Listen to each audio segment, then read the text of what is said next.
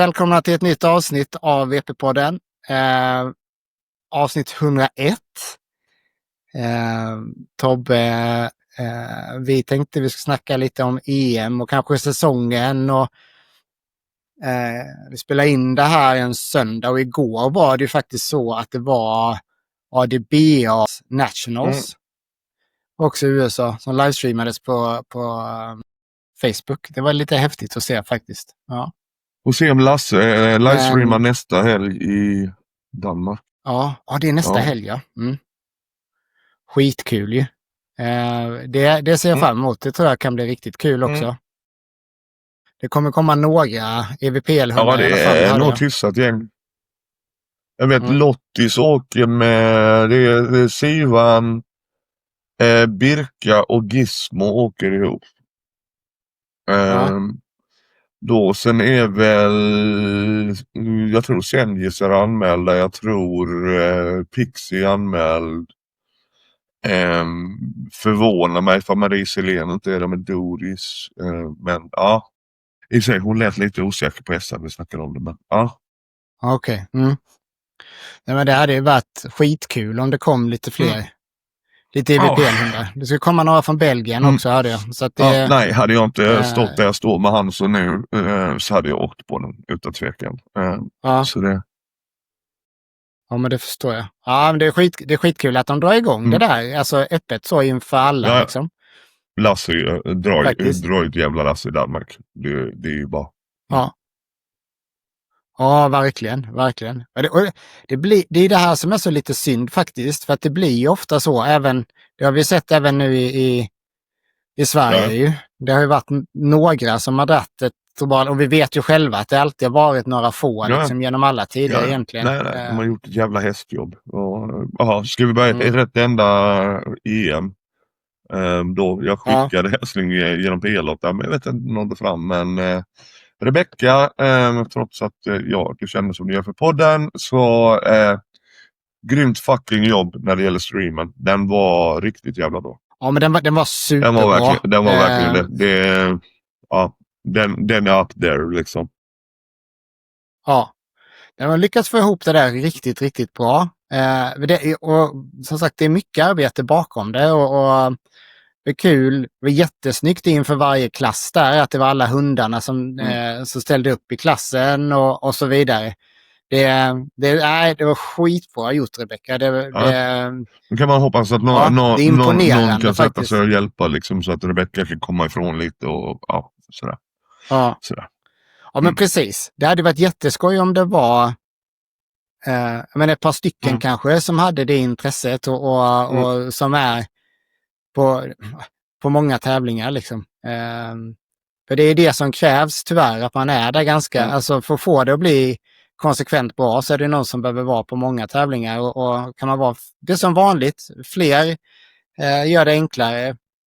Det finns alltid en risk också, det är fler kockar och så vidare, men i alla fall som kan stötta lite under tiden. Nu satt hon ju där hela EM. Ja, nej, som sagt var jävligt bra. Nej, jag skickade för jag reagerade ju på det här. Den kunde ju inte sortera decimaler när hundar hamnade på samma pound för pound. Då så det var någonting jag skrev till Pia-Lotta, för det var väl samma med 15 eller whatever. Så då så förklarade Pia-Lotta så skickade jag då hälsning för nej, den var riktigt bra. Ja, men sjukt jäkla bra. Det är den bästa på länge ska jag säga. Helt klart. Och de fick till hela resultatbiten, löser de bättre än när jag gjorde det. Så att och det var jättesnyggt det inför varje klass då. Så att kan man kombinera de här bitarna mer och mer så det är på rätt väg. Bra ljud och bra bild. Ja, precis. Det var skitcoolt. Och det gör ju att EM blir ännu bättre överlag, skulle jag vilja påstå. Ja, visst är det så. Faktiskt. Det är en sån, vad ska man säga? Men en del som verkligen, jag vet inte varför jag så en del som, för att resultaten talar ju för sig själv liksom, kan man säga. Men EM överlag var så jäkla bra. Ja, jag liksom. är fortfarande Så att, pissesur för att jag blev sjuk. Så att, ja. Ja, Och inte fick... och det var kul. Det var den enda tävlingen jag var på i år. Jag kunde inte vara där hela dagen tyvärr. Och jag missade lite i början då på de tunga klasserna. Men det var ju riktigt, riktigt häftigt att se. Supercoolt var det verkligen. Jag ser direkt att jag har ett litet fel här då, men annars så var det ju också resultatmässigt galet bra resultat. Faktiskt. Det måste man ändå säga. Nivån var hög. Ja, alltså för att om vi börjar, det var ju tyngst till lätta. Alltså jag tycker de gjorde helt rätt att slå ihop tungviktsklasserna. I och med att det bara var 500. Det står väl i regeln att man inte ska göra det. Men här tycker jag verkligen det har aldrig gjorts på mästerskap. Det är bara på SM och EM nu. Men samtidigt, ja, trots att jag reglerna är reglerna. Så känns det lite för tävlingens skull och lite för rättvisans skull. Alltså, stora hundar har så jävla mycket svårare att återhämta sig. Och ska de köra ett eget jävla race liksom då, va? Men det blir bara, det bara suger. Det blir dåligt för hundarna här när det blir dåliga förutsättningar för dem. Och ja, så att jag tyckte det var helt rätt med. Ja, nej, men jag håller med. Det var helt rätt väg att gå faktiskt. Så att det borde som sagt vara in i reglerna med något sånt. Ja, precis. Verkligen. Det finns ju några sådana här vad ska man säga? Jag skulle ju vilja diskutera lite regler sen också egentligen. Skulle vi försöka få ihop något avsnitt. Det var skoj att vara lite fler och diskutera dem. Men det får bli ett annat tillfälle. Ja. Men som sagt, helt rätt att slå ihop. Och tungvikten blev ju bra. Riktigt bra. Alltså vi tittar på, vi visste ju att Birka skulle göra ett bra jobb. Men jag tycker det var häftigt att se Targa så pass nära, vad heter det? Efter det att hon har fött valpar ju. Jag vet inte hur lång tid det var emellan. Men hon hade gjort 1 eller 2 träningspass i år liksom. Så att, ja. Så det är riktigt häftigt att få ändå drog 3666 kilo, 56 pound for pounds. Det är riktigt, riktigt bra.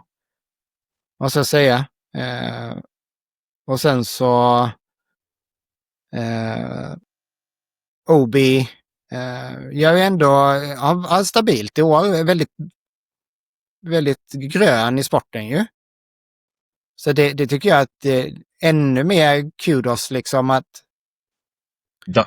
är med där och verkligen... Danskarna gjorde ett jävla bra jobb. Ja. Det var en bra comeback på EM kan man ju lugnt säga. Ja, verkligen.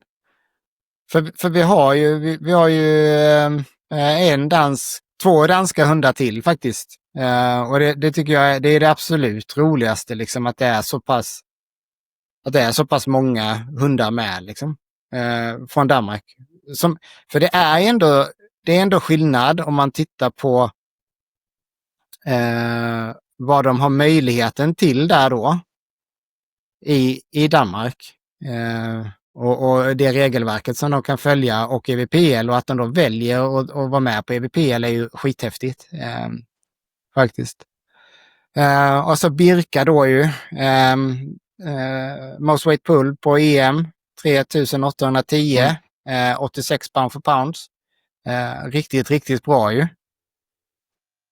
Det går inte att säga så mycket annat om det. Birka har ju verkligen visat att den tagit ett steg i år igen. Liksom. Jag har lite strul med internet här. Ja, precis. Men, ja precis. Och sen så Börje avslutar sin karriär på EM här och gör det med ett personbästa. Vilket är jäkligt coolt också. 53,6 pound for pound, 2010 kilo. Och det får man ju ändå säga att är man i den åldern liksom och gör sin sista tävling och drämmer till med så pass bra resultat. Det är väldigt, väldigt stort. Sen har vi Neon som vinner minus 37. Här är det något som inte riktigt stämmer med datan då. Vi får väl se när officiella resultaten kommer ut då. Men om han drog 2766 och hade ett pound for pound på 56,23 så skulle han vägt 49 kilo. Det gjorde han ju inte. Så att det är nog lite ett typo där på pound for pound, tror jag. För han var uppe och drog på de vikterna. Så vi får väl se vad det landar på i slutändan. Men Neon har ju gått ner då från minus 44 till minus 37. Också gammal. Jag vet inte hur länge Neon kommer vara kvar. Men det får vi väl vänta och se här. Daniel har ju tävlat sin tidigare hund också. Ganska högt upp i åren. Och det tycker jag är superkul. Ska se här om Tobbe kommer tillbaka. Annars så vi får se här. Jag fick äran att titta lite på det här i alla fall. Det såg skitbra ut. Det är jättekul att se vilket bra jobb de har gjort i Vallberga. Det är verkligen en fantastisk plats. Det går inte att få det bättre, tycker jag. Jag vet att vi har sagt tidigare att det finns saker att utveckla och det kommer det alltid finnas. Men det som Lina och Kevin har skapat där är ju fantastiskt. Förutsättningarna är ju oändliga. Så vi får väl hoppas att det rullar vidare på något vis då. Och rälsbanan är ju... Ja, jag vet att räls är ju någonting som många i det här regelverket har lite olika åsikter om då. Men jag skulle nog säga att jag tycker att räls är väldigt rättvist. Jag vet att Tobbe tycker lite annorlunda. Vi får se här om han dyker upp igen när han fick ordning på sina teknikproblem. Och så får vi ta och snacka lite om rälstävlingar då. Jag vet att han tycker inte samma som jag där. Minus 30 blev väl faktiskt så som vi trodde. Asker gör som han brukar göra. Över 100 pound for pounds. Harald som haft en fantastiskt bra säsong. Gå in och ta en andra plats förväntat och sen så Asela på tredje plats. Jag tror att det där var ett personbästa också för Teresa och Asela. Och det är ännu mer glädjande faktiskt. Det är alltid kul när det blir personbästa så. Asela har ju varit med ett tag också och alltid kul. Det har varit en minus 37-hund innan och väger ju här 29 kilo då. Jämfört med både Harald och Asker som ligger på 25 och 25,5 då. Sen började det ju hända grejer. Minus 25 var ju jättespännande. Jättekul. Fantastiskt hög klass. Vi sa ju det faktiskt när vi tippade att om pansar skulle handlas av Therese så skulle han vinna. Men Katrin visar vilken fantastisk handler hon är och går in och vinner med pansar också. Men är ju tätt följd faktiskt utav Dumle då från Danmark. Och det var ju en av de härliga grejerna att se på den här tävlingen. Tycker jag. Det var att se Dumle. Dumle har sett jättebra ut tidigare också. Det är inte så, men det här såg superbra ut. Jättekul var det att se. Och så Roffe Roffe är ju skitbra. Det bara är så. Vi har alltså hela pallen är på över 100 pound for pounds. Det är riktigt, riktigt coolt. Och årets hund Nikita på en 4:e plats. Och vad ska man säga om Nikita? Vi har sagt mycket positivt tidigare och det är väl bara fortsätta och lägga på. Också en hund som har kommit till åren ganska ordentligt och Fredrik och har gjort ett jättejobb verkligen och hittat nyckeln, känns det verkligen som, när det gäller att få Nikita att prestera så mycket som möjligt då. Och det framförallt så ser det bättre ut än vad det gjort tidigare år. Och jag tycker att det är otroligt välförtjänt årets hundpris till Nikita. Ett roligt pris för övrigt som SVK delar ut till de svenska hundarna. Och likadant årets rookie är också roligt, sättet man gör det på. Om man jämför med hur det delas ut som årets rookie för EVPL är bara den som har tagit mest poäng under året. Vilket inte är ett fel sätt att göra det på. Det tycker jag det ska man ha med sig också, att det är inte fel att göra det på det viset. Men jag tycker att det är lite roligare när det är lite annat än bara rena poäng då. Som man lägger in i det hela. Och där har man tagit ett steg längre då i SVK. Man har det här årets hund som kan delas ut till en hund som har gjort något spektakulärt under året, eller som i Nikitas fall visat något helt annat än det vi är vana vid att se. Och vi har sagt det tidigare här att under åren som går så hundarna behöver inte bli sämre. De blir fysiskt mindre starka, men de blir också mentalt mer starka de flesta. Kan man ha kvalitativ träning under en lång tid så hjälper det väldigt, väldigt mycket. Det måste man också komma ihåg. Det. Sen har vi den sista klassen som jag såg live. Och en klass som, alltså jag vet inte vad jag ska säga. Det är helt jäkla galet. Vi har 7 hundar i klassen. Där alla hundar drar över 90 pound för pound. Vilket i sig det är galet. Bara till att börja med. Nu är det ett mästerskap och de flesta hundarna som är med här har en väldigt hög högsta nivå. Inget snack om saken. Men att komma på 7:e plats på EM när man drar 91 och 79 pound för pound, det tror jag vi aldrig har sett tidigare. Och framförallt så är ju toppfighten här helt fantastiskt bra. Jag tror det är ju en pall som vi tippade, men den inbördes ordningen hade vi helt fel, både jag och Tobbe. Jättekul att se Alaya med Line ta hem det. Och framförallt med tanke på att vi vet att de har fått starta om helt och hållet. För ett par år sedan så var det tufft. Och de avbröt någon tävling in på säsongen och sen tävlade inte mer på hela säsongen. Och sen så kom de tillbaka förra året vad det var. Så det var säsongen 23 tror jag de avbröt. Och sen så 24 såg bra ut, inget snack om saken. Och sen så i år så har Line lyckats ta det här ytterligare ett steg. De har verkligen fått kunna boxa in Alaya lite. Jag påminner mycket om det jag hade med Flash också. Det gällde att boxa in hunden och få fokus på rätt ställe. Och det ser vi, hon har fått ut fantastiskt resultatet av Alaya här. 131,78 som vinnare i minus 20.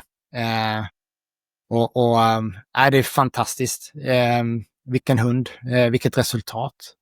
Och en andra plats från Vira som gör en fantastisk insats här också. Irene och Vira har ju visat i år verkligen hur det kan se ut och på vilken nivå vi alla önskar att vi kunde ha våra hundar helt enkelt. Och visa hur träningen kan se ut på lite annat sätt. Vira gör det väldigt lugnt och sansat, vilket är jättekul. Och sen så har vi då Tobbes favorit, Ivy. The Grand Old Lady. Hon tar en 3:e plats här också. Sjukt häftigt. Man kan inte säga något annat än att man är väldigt imponerad. Likadant där. Det är konsekvent. En väldigt, väldigt hög nivå. Och jag vet inte riktigt vad vi ska säga om de andra. Det var något som stack ut i mina ögon. Det var Peri med Hövik här som drog många drag och som Amstaff-människa då så tyckte jag ju att det var extra kul att se. Väldigt, väldigt bra resultat från Peri. Och trots 98-48 så är det då en 6:e plats, vilket är helt galet egentligen.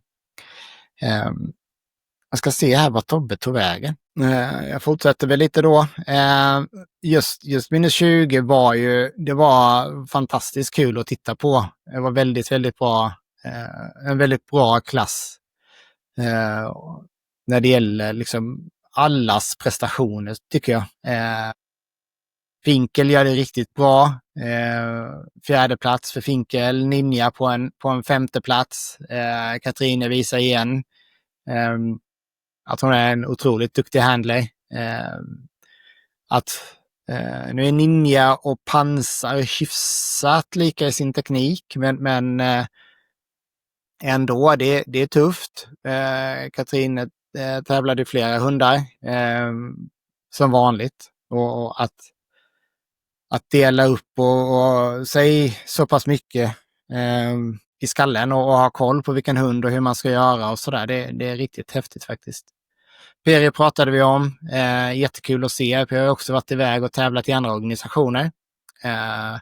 I Lettland eller Litauen. Nu en bit innan EVP-EM här. Och det såg ju också väldigt bra ut, så det är kul. Ta ett steg framåt där. Och så tredje och sista dansken då. Yoda. Som vi gillar också väldigt mycket. Och som sagt, det är sjukt att 7:e plats på 91 och 79 pound för pound. Det är hög klass på minus 20. Inget snack.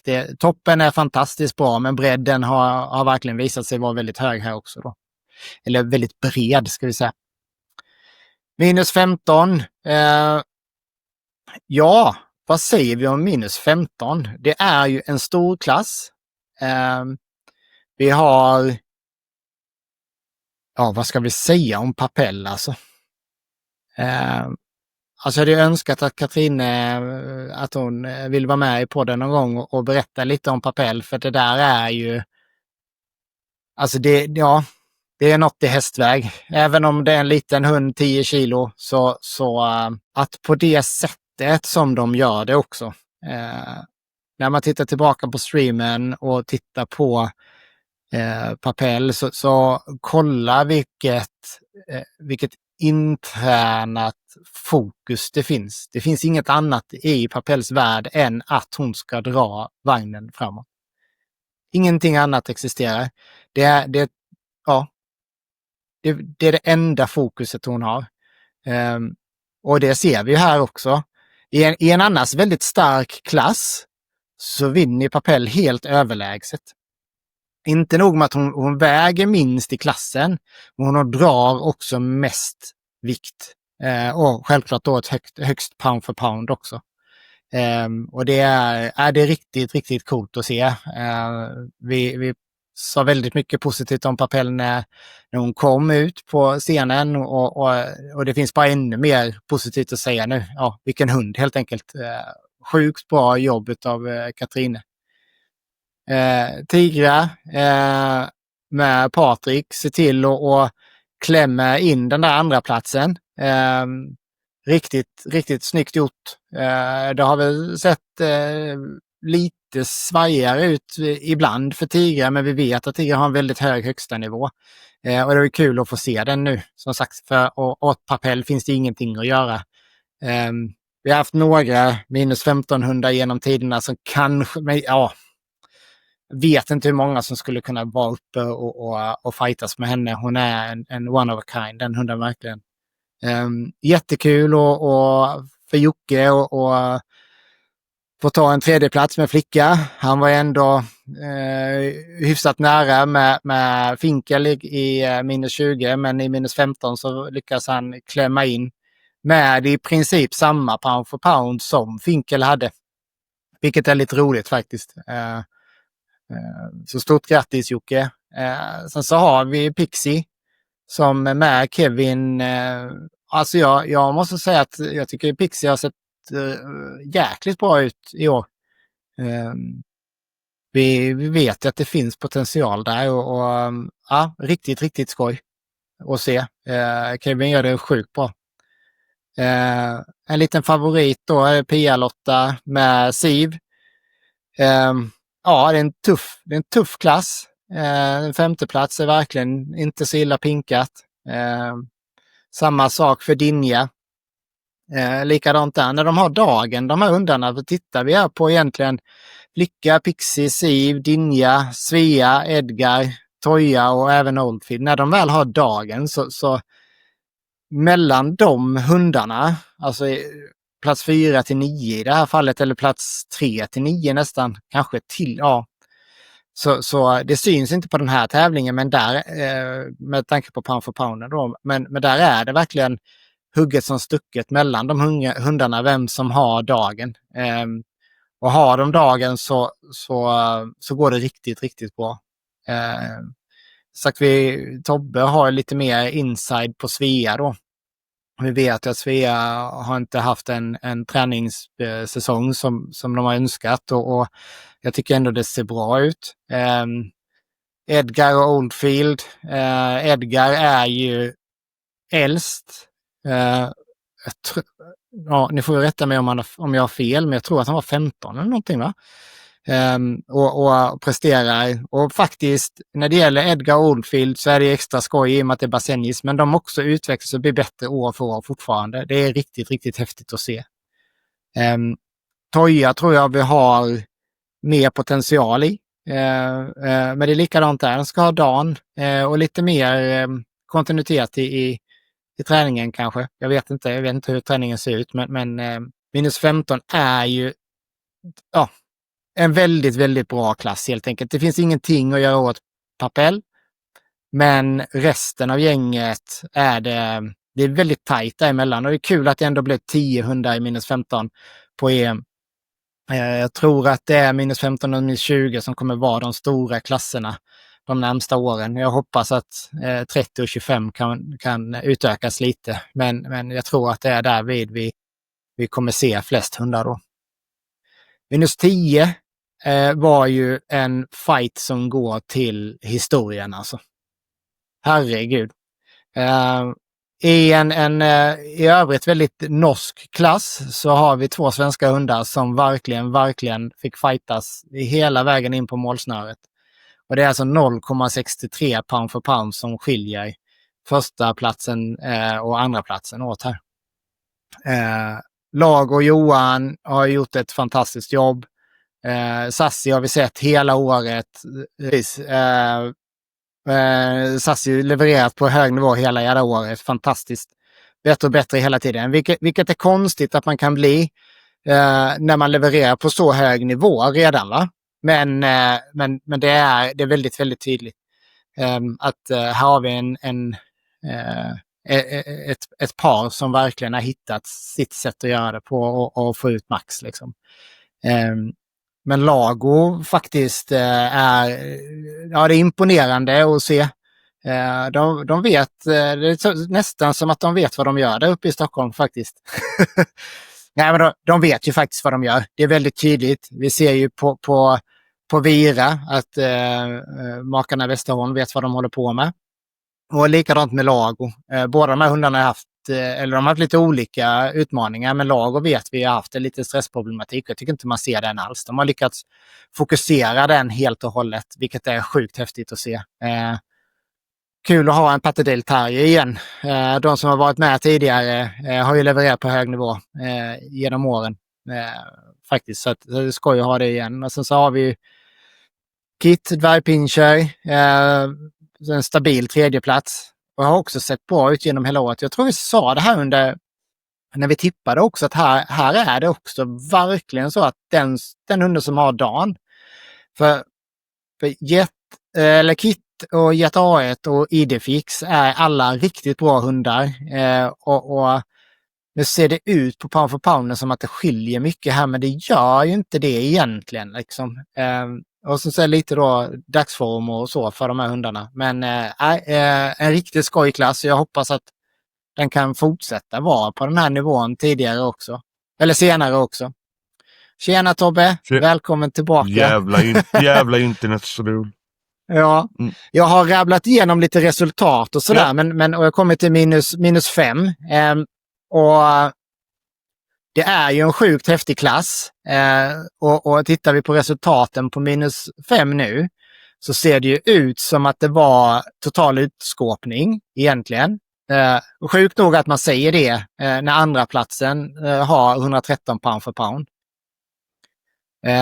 Johnny har haft en fantastisk säsong och en välförtjänt andra plats. Men Lycke och räls, alltså. Vad fasen säger man? Nej. Hon är fantastiskt bra. Jag tycker ju, som sagt var, hon har inte varit lika dominant i år, men så kommer EM på räls. Nej, fantastiskt bra. Ja, det är sjukt, är det? Mm. Faktiskt, det måste jag säga. Ja, för skulle man gå in och kolla lite på Lyckes säsong, så skulle man nästan kunna säga att det ser ut som att det håller på att dala lite. Liksom. Du vet att toppen är nådd. Mm. Ja, och sen så, då är det räls och EM och det gäller på riktigt. Liksom. Och då går hon in och inte nog med att hon vinner klassen, högst pound för pound på hela tävlingen. Nej, det är som sagt. Sen är jag ju, jag är, när det gäller EM på räls, så jag har ju haft bra rälshundar. Sen är det inte det. Men jag är lite skeptisk. Ja, precis. Jag nämnde det lite innan här faktiskt när du löste dina teknikproblem här. Så ja, precis. Men så att jag tänkte vi ska ta den diskussionen lite sen också här. Jag ska bara nämna Luna på en tredje plats. Mot Lycke och Johnny så är det är tufft. En tredje plats är ju fantastiskt bra liksom, och det är inget dåligt resultat alls. Sjukt bra jobbat. Ja, det är ju som när man känner liksom då bara getingbot i minus 20. Bara, men det är kul att komma in i den klassen. Fan. Ja, men jag sa ju det, du var iväg då, men det är ju sjukt att vi har i minus 20 så har vi alltså den som kommer sist i klassen drar 91,79 pound för pound. Det var lite då jag satt och kollade, granskade 20 liksom, men med tanke på han så. Och jag blev jävligt rörd över att Ivy blev 3. Jag har ju följt henne hela vägen, varit största fan sådär. Så jag skrev till Tran att grattis, nu är det klart liksom. Då var hon ju iväg så att Nej. Jag blev lite förvånad över att som sagt var sista 191 pound för pound. Och så har vi då minus 15. Ja visst, det finns hundar som behöver något drag på att komma igång liksom sådär. Men när nästan hela fältet går in på 35 pound för pound, då blir jag lite förvånad faktiskt. Personally. Ja, och det här är väl lite, det här är det svåra med rälsen. Och samtidigt som sagt, när det har varit om minus 20 tidigare så ser man vad resultaten är där. Det är ju också läskigt, för vi vet också hur stark, det är inte nog med att toppen är minus 20, för pallen då, vi hade ju fel på pallen både du och jag då, men Alaya, Vira och Ivy, de är ju svinbra, det vet ju alla om liksom. Ja. Men sen resten gör ju ett fantastiskt mästerskap i den klassen. Ja. Det är ju bara så. Den är hård, den klassen. Det kanske är den bredaste klassen just nu. Men det skulle jag nog säga. Faktiskt, jag håller med dig om.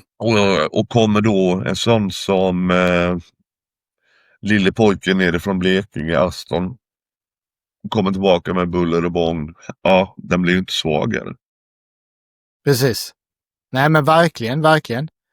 Nej, men det är riktigt skoj att se. Ja. Och jag menar, alltså, nu är det så också, tar vi bort Papel, som är, jag sa det innan, det är en one of a kind hund verkligen. Det är liksom, lite med tanke på förra årets diskussioner då. Nej. Jag håller inte riktigt med din ranking då. Just Papel, det är en stor klass. Det är en jävligt stor klass. Och hon äger den fullständigt. Och Katarina gör det så förbannat bra med henne. Så att för mig är Katarina Papel det är det bästa ekipaget i VPL just nu. I mina ögon liksom. Jag håller med dig. Det är Nosti hästväg alltså. Och det roliga, för tittar du på resten av 15 sen, så är den ju väldigt stark också. Det är också en väldigt bred klass. Men det ser ju inte ut som det, för att Papel är så jävla bra. Ja. Liksom. Nej, jag sa ju det innan, och jag sa det till många, just det, liksom att Papel vinner. Sen de övriga pallplatserna, det är liksom 5, 6, 700 som kan göra upp om dem. Det är liksom, ja, det handlar liksom om, okej, vem hade den bästa dagen utav de övriga? Ja, men så var det verkligen. Och Tigra då, som ja, där har vi lite när det gäller räls. Tigra som går så brett över hela banan. Hon tjänar ju så jävla mycket på att det är smalt. Och Patrik, hon gjorde det riktigt jävla bra. Men om vi säger som så, Patrik var inte lugn på sista draget. När hela jävla kameran och staket och allting bara skakar, ja då jävlar går det hett till.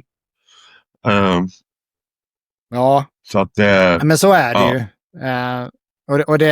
Har du någonting att säga om minus 10 då? För det var ju kanske den tuffaste fighten. Minus 10, jag trodde faktiskt inte laget hade så mycket i sig. Trodde jag ärligt inte. De gjorde det fantastiskt bra. Kim lite, kanske lite orutin. Borde kanske säkrat. Istället för att rusa iväg. Men gjorde det fantastiskt jävla bra. Och sen, om vi nu ska vara sådana, lite patriotiska. Lite kul, 2 svenska hundar i klassen.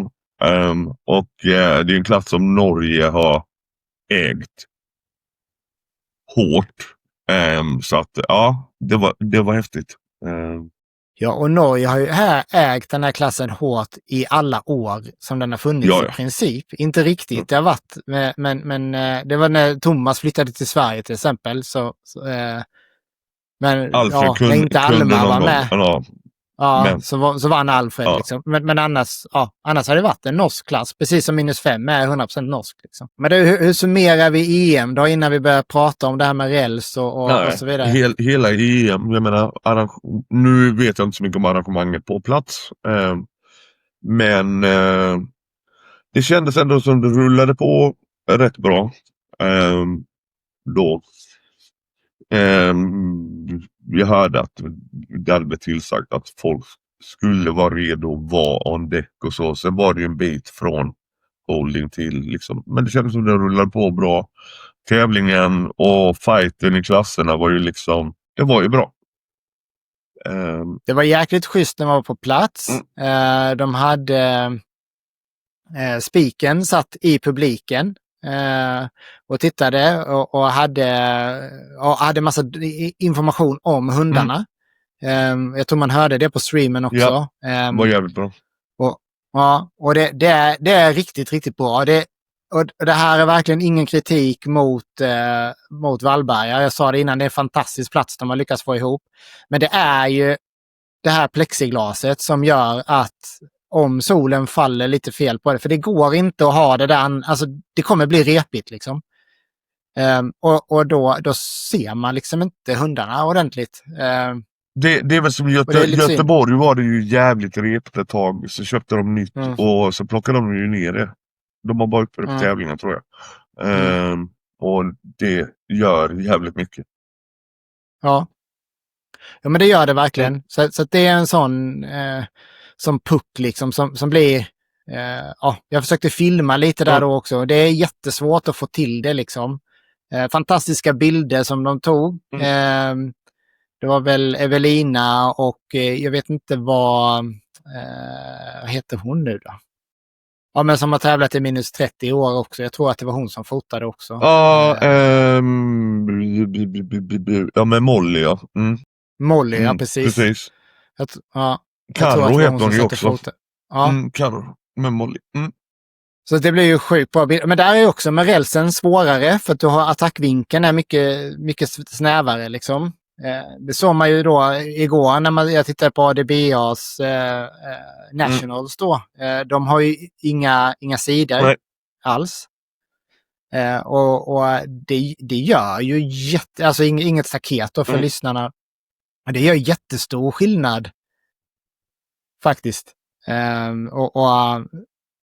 Ja, jag ska väl säga annat än att jag är inte helt oäven om att man ska ta bort staketet helt på rälsen. För går du av banan då så får du bara en varning. Och sen, går du av banan 2 gånger så är du diskad. Sen är det alltid så här med höjden ner och allt sånt där. Det finns en del saker att lösa. På Nationals, i och med att de körde en flat räls, så är det ju liksom, det är en decimeter ner. Men ja, och så var det på Evpass. Där fick man ju säga, då fick ju hundarna fortsätta dra även om de var utanför banan. Liksom. Och det tycker jag inte man ska få göra. Men men det är ju just för att ta oss in lite på den här diskussionen på räls och grus på mästerskap då. För jag skulle säga att jag tycker ju att rälsen kanske är mest rättvis på mästerskapen för alla hundar. Ja, underlagsmässigt är det ju den mest rättvisa. Men samtidigt är det ju det här, man vill ju främja hundar som faktiskt har bra teknik och liksom och hundar som är över hela jäkla banan, de tjänar så mycket på rälsen för att det är smalt. Så det är lite därför jag är anti till den. Men sen är det ju så. Det kan aldrig bli helt jävla rättvist. Men ja. Precis. Och det är en svår fråga för att jag håller med dig. Alltså, vi vill ju premiera de som går rakt. Och där är ju grusbanan fantastisk. För har du en grusbana, de flesta är inte maxbred. Men så jag tar en bana som de flesta är 3,5 meter breda. Och rälsbanorna är 1,20, 1,50. Och det är jättestor skillnad. Det är mer än dubbla sträckan du får gå om du har en hund som går från sida till sida. Det är ju det. Har du en hund som går sida så tappar de så mycket tryck. Jag skulle säga med undantag av Katrines hundar. Typ. Ja. Om jag nu ska vara sån. Eller Katrines hundar. Papell går ju faktiskt rakt. Ja. Men ja. Tigra är grym på hållet. Och jag menar, Tigra har ju, jag menar, som sagt var, jag fick stryka fisen 2 gånger av Tigra i Göteborg. Som är en svår jävla bana. Så att inte det. Och det låter, det är inte någon attack på Tigra och Patrik eller whatever, utan bara jag tar henne som exempel för att hon går ju över hela banan och ja. Och hon har ju inte, om man nu ska vara lite, hon har ju inte haft den här fantomsäsongen man är van att se Tigra har. Men ändå, EM, räls, så är hon där. Så att, ja. Och det är ett stort grattis. Ja. Det är liksom... Ja, det är verkligen. Och det är som sagt var på SM kom ju Tigra 7 liksom. Patrik fick jobba som ett as, men han fick henne i mål. Ja. Nej, så att jag är jävligt splittrad när det gäller räls, just för att jag tycker hundar som har lite sämre teknik, i mina ögon. Jag tycker det är sämre teknik. Man vill att hundarna ska gå rakt. Och det håller jag med om, för jag menar, vi delar ju ändå bilden av hur ett perfekt drag ser ut. Båda två, det gör vi ju. Och på det sättet så håller jag med dig. Ja, men jag tror också det. Det är inte så konstigt att de flesta vill ha en hund som startar explosivt men kontrollerat och sen som håller sig väldigt rakt i mitten på banan och som trycker på hela vägen och som inte tvekar. Klart, alltså jag tror att alla vill ha en hund som drar på det viset. Liksom. Sen är det lättare sagt än gjort. Det ska man ju komma ihåg. verkligen. Och framförallt när man bara kommer upp, det är tungt nu liksom. Ja. Även om det är räls så är ju över 100 pound for pound i lättviktsklasserna det är mycket vikt som ska förflyttas. Visst fan är det. Nej, så att nej, det Ja. nej, så att det är lite vilket som egentligen. Så är det ju skoj att det är olika. Ja, alltså, visst är det. EM på jag tycker ju det absolut roligaste hade ju varit mästerskap 2 underlag. Ja, alltså, det sammanlagda resultat, pang bom, färdigt. Ja. Det hade varit rättvist.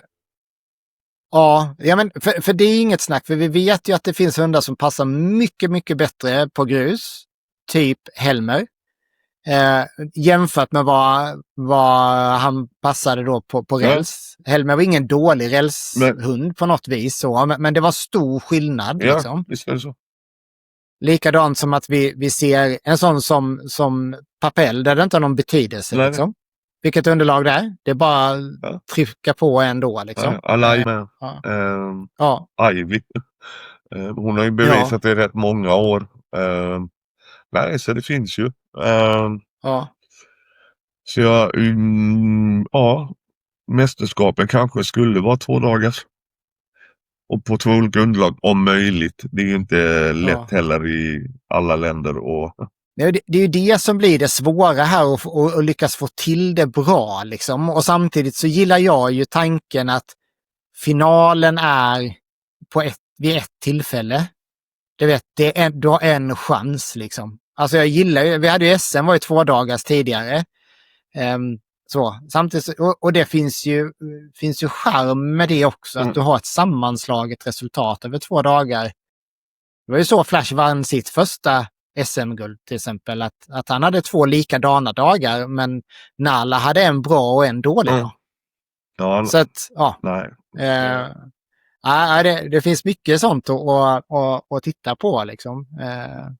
Men framförallt lite så här när det gäller regelsnack så kan jag ju tycka som du lyfter då, det här med att man ska kunna få slå ihop i alla fall tungvikten. Man kanske faktiskt ska säga så att hela tungvikten, om det är färre hundar än 10 totalt i hela tungvikten, så slås det ihop liksom. Frågan är, nu är jag inte 100 liksom. Frågan är inte om inte det är en sån grej som har ramlat bort också. Att det inte får slås ihop så att det bara är precedensfall nu. Jag vet inte. Nej, men kanske. Men i år hade vi 5 eller 6 hundar totalt i tungvikten. Förra året så var det 5 hundar i tungvikten. Nu var det i Finland i och för sig. Men vi ska se hur det såg ut 2023. Då hade vi ju, det var ju i Göteborg då. Och då hade vi lite fler hundar i tungvikten, men det var 10 stycken bara. Det var ju då Neon hade sin magiska, det var det sjukaste vi sett i Göteborg någonsin. Men jag menar, och jag kan ju köpa, som när det var i Göteborg, när det var 5 hundar i 37 och sen var det 5 hundar i övriga tungvikten. Ja, okej, kör den vid 2 tillfällen då. Men samtidigt så är det där också med vilan mellan. För att som sagt, 2 minuters vila, om man nu ska hålla sig till reglerna, det är tufft för en hund som väger 50 kilo. Ja, det är betydligt tuffare för de stora hundarna. Så är det bara, och det är liksom, så att det går ju inte. Det går ju inte att göra som Camilla gjorde. Och de gjorde det bra, hon och den storörade. Jag tror de gjorde 12 drag eller någonting. Jag var tvungen att kolla här nu. Nu hade vi 22, så var det 8 hundar totalt. Sen så var det ju en pandemi där. Det ska spännande att se 19. Då var det ju i Finland i sig då, ja. Och då är det 10 hundar igen. Det är fler tungviktshundar i Finland som vanligt. 18, kolla där också. Då var ju Lukander fortfarande aktiv. Så att, ja. Gjorde väl en del. Ja.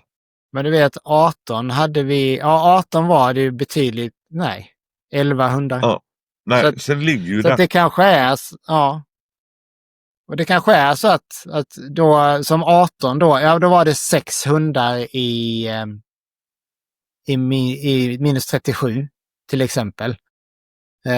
Och det känns väl rimligt då liksom att 37an går för sig. Men sen var det en i 44, 2 i minus 51 och 2 i plus 51. Ja, det känns ju rimligt att de går tillsammans då. Men det vi kanske skulle göra så kanske skulle ta något regelavsnitt. Och en liten shoutout till lyssnarna att är det någon som vill vara med och diskutera regler så får ni jättegärna vara med i ett avsnitt. Och det finns inte varken rätt eller fel utan vi har säkert regler som kan tolkas och skrivas om på många olika sätt. Faktiskt. Det är så. Det var faktiskt en sak jag reagerade på EM. Om man nu ska gå tillbaka lite snabbt. Det var rätt tydligt att somliga inte har läst reglerna på EM. Och det är lite sådär, bara vänta nu här nu har hela säsongen gått, vi är på EM och och det var liksom det var liksom inga sådana här stora tolkningsfrågor av utan det var liksom rätt sådana här, man bara så igen till tävlande, läs gärna reglerna så ni har koll på speciellt det här avsnittet, proper conduct, och hur du genomför ett drag liksom. Ja, och där kan jag ju känna överlag så här om man tittar på alla tävlingar under året och det blir speciellt i Sverige med tanke på att veterinären är så jäkla dyr och tar så mycket av pengarna som kommer in. Men där är det lite det här att vara redo on deck överlag. Kan jag ju känna att fler skulle behöva respektera arrangören faktiskt när det gäller det. Det skulle vara okej. Står inte du redo on deck när det är din tur? Bang bom, du går in på nästa vikt. Ja. Jag vet att vi där någonstans 14-15 så var det lite rabalder för då var pyttpåsarna ganska hårda. Jag vet att tyckte man att man var lite för hård då. Men det är ju också som det här EM:et och jag sitter just nu och tittar bara på 2017 när det var EM det var ju i Sverige då men det var danskarna som höll det va? Ja. Jag för mig. Yep. Där de till slut, de lånade Bottnaryd där de fick stå med bilarna och lysa in till slut för att det var så mörkt. Jag höll på så pass länge då. Och det är, så vill det inte bli inte heller riktigt rättvist att plus 51 ska dra i rent bäckmörker liksom. Det är inte schysst mot hundarna. Vi säger de lämnar hotellet eller boendet eller whatever. 7 på morgonen liksom och så ska de dra 7 på kvällen. Det är liksom inte, Nej, och jag förstår att vissa tävlingar kommer dra ut på tiden, så är det liksom. Och en del kommer gå väldigt mycket snabbare än vad man har tänkt sig. Och man kan aldrig få det perfekt så, men det är lite också så här mellan klasserna. Jag fattar att det blir ju väldigt speciellt för en sån som kanske Katrina då till exempel som har så många hundar. Eller vad heter hon nu då? Och Veronica som också, och de har ofta framförallt som när det går så här i klass för klass, traditionell stil kan man säga, då är det tufft liksom. Och hinna värma och byta hundar utan att stressa upp hunden och sådär. Men bara sån här svagt minne. Var det Bottna eller Yxbacken där de ett tag hade ett förholding area? Oj. De hade ett holding area utanför, så du hade holding area och så utanför hade du ett samlingsområde, så att det var verkligen så att nästa klass skulle förbereda sig och vara på plats när då klassen som tävlade var klar, in med dem. Ja, ja, precis. Mm. Jag kommer inte ihåg var det var någonstans. Men jag kommer inte ihåg att det var så ens en gång. Men jag vet att man var mycket tuffare där 14, 15, 16 med att man skulle vara redo för att pengarna började rinna iväg. Och idag är veterinären ännu dyrare. Ja. Och någonting som har blivit, jag tycker ändå bättre i år. Det är ju det här med 2 minuter mellan dragen. Ja. För jag vet förra året, det var någon gång jag tajmade, jag satt och kollade jag satt och kollade på stream och det var någon hund som drog och jag såg inte draget sådär och så det bara tittade jag så bara, det är inget på banan. Nej, men det är väl klart. Och satt där och liksom, och så rätt som det var så kom hunden in igen och jag bara okej. Så jag var tvungen att spåra tillbaka för att kolla. Då var det 7 minuter mellan dragen. Oj! Ja. Så att, men det har varit mycket, mycket bättre i år tycker jag med den biten. Just att det är 2 minuter mellan dragen. Det är inte 2,5 eller man kommer av banan och så ska man kolla i 3 minuter och bestämma vilken vikt man ska gå in på. Utan, så det... Men och där kanske precis där finns det säkert någonting att göra när det gäller.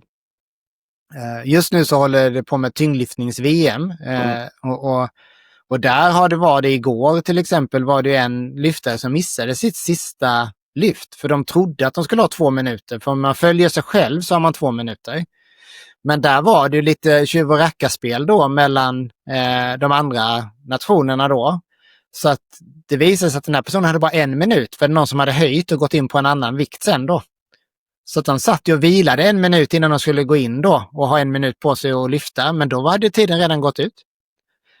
Och där är man ju så pass hård liksom. Där har man ju en som sitter ett sekretariat. De är ju för många, det är mycket större sport och allting. Va?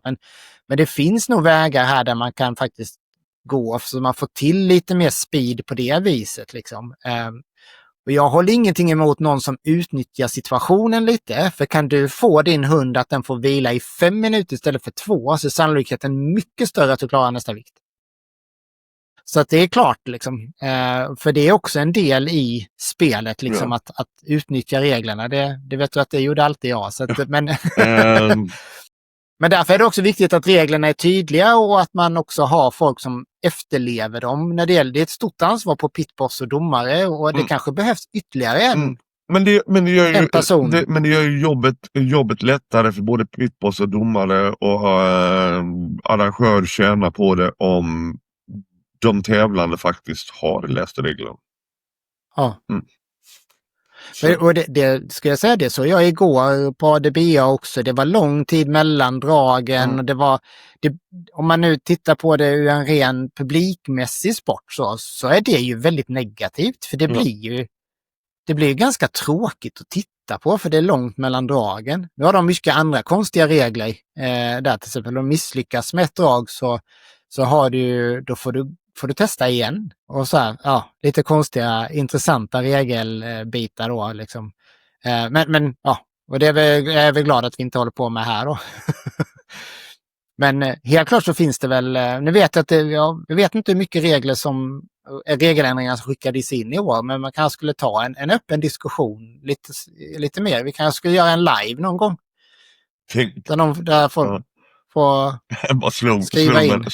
Jag tänkte om SM hade avgjort på de 2 bästa dragen. Ja. För fan vad mycket taktik och rävspel och rackarspel och allting som hade kommit in där. Ja, men precis. Eller hur? Och just det, hålla koll på liksom, okej, nu ska vi liksom, det hade varit häftigt. Ja, men det hade det varit. Det är lite så här jag skulle vilja, du vet, att man skickar upp alla sådana här idéer. Man kastar in allt det och ser var man kan hamna liksom. För det finns rätt mycket, jag tror att folk sitter där ute med rätt mycket roliga idéer på hur man skulle kunna göra det mer spännande liksom. Och med en sån stream som SVK och framförallt Rebecca lyckades få nu på EM, då kan man ju göra det här till en fantastiskt rolig publiksport också. På det sättet. Om man Det behövs kanske, en person kanske inte kan rolla Nej. det då som vi sa innan, men kan man få in fler som kan få in, Thomas gjorde det jättesnyggt med massa information och så här. Och, ja, det finns mycket man kan göra liksom. Det krävs jättemycket arbete. Jag vet, Thomas la ner enormt mycket tid på det här. Men det finns ju så mycket som man kan göra kul här och få sporten att ta ytterligare ett steg liksom. Faktiskt. Jaha. Men du, ska vi låta det vara där då? Tycker jag. Så tackar vi SVK för i år. Ja. Så ser vi fram emot och som sagt var lite bara sådär hastigt att det blev på räls. Det kan ju ha sina orsaker med. Men jag menar, för det var ju inte meningen från första början att faktiskt SM eller EM skulle gå i Vallberga. Så att så SVK, Kevin, Lina, tack. Ja. SVK har gjort det här skitbra i år. Jag vet att det var lite oro innan säsongen där. Och ja, det är lite färre tävlingar än normalt. Men jag tycker det var riktigt, riktigt bra. Ja, men det får vi tacka då. Stort tack SVK för en bra säsong. Och även... Det är tävlande och domare och alla som... Ja. Precis. Och kul att det kom några danskar. Vi hoppas att det kommer... Det var några finnar i början på året också. Vi hoppas att det blir lite mer i Finland nästa år. Så att, ja. Yes. Så får vi se när vi kommer tillbaka igen. Det kanske blir någon regelhistoria. Vi får se. Ja. Yes. Toppen. Tack för idag, Toppe. Ha det. Hej.